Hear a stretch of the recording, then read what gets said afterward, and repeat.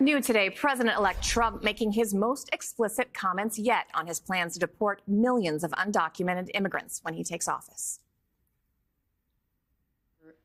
Promises on the campaign trail. Say that Trump said he has no choice but to deport everyone who is living in the U.S. illegally, including possibly family members of those deported. He also spoke about ending birthright citizenship for children born to undocumented people. First of all, they're costing us a fortune. But we're starting with the criminals, and we got to do it.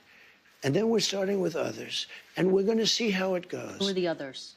Others are other people outside of criminals. We have convicted murders. We don't mean people that are even on trial.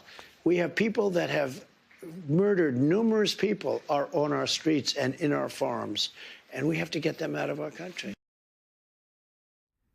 Joining us now is the president of Next Gen America, Cristina Cinsun Ramirez. Cristina, the president-elect has now said his deportation plans could include the 4 million families in the U.S. that have mixed immigration status. And he was saying the only way not to break up those families is to essentially just send them all back to their country of origin together, whether some of them have status or not. What is your reaction to that? And what should undocumented people be doing to prepare for this for themselves or for their loved ones? Well, look, I live in Texas, and we have a very storied history in this country with deporting American citizens, right? Operation Wetback in 1954 was launched, and it deported thousands of Mexicans and American citizens and took their land in the process. So it's terrible. It's frightening to see that invoked in present day. And I want to remind people that are watching, especially people that are in mixed status families or know people that are undocumented and that could be impacted by this, that he cannot unilaterally end birthright citizenship. We know that we do have a broken immigration system, but it's broken not just for, it's broken also for undocumented families and American-born workers. Look, the status quo, and why I think he's saying he's not going to deport everyone now, he's already going back a little bit on what he said, is that in this country, nearly half of the people that pick our fruits and vegetables are undocumented. I live here in Texas. We have a housing crisis across the country. Half of the workforce in Texas, the construction workforce, are undocumented. So it would cause massive economic chaos. Now, we can build a system that protects immigrant workers and American-born workers and keeps families together. But Trump doesn't have any real interest in doing that. So it's not only going to be cruel, it's not only potentially going to be economically devastating if he does do it, but it's also going to be potentially unconstitutional, as he's even said he's wanted to use the military for some of these actions. People should be very concerned about the constitutionality of what he's trying to say he'd like to do.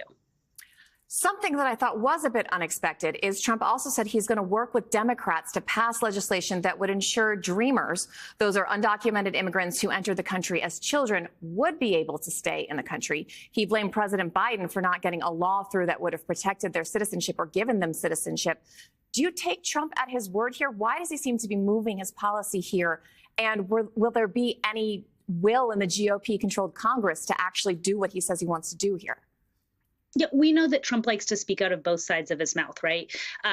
We hope that we can protect at least Dreamers in this country that have overwhelming support from the American people that want to see their status and ability to live and work in the country that they grew up and know as their home to stay. And so that's why you have him saying that.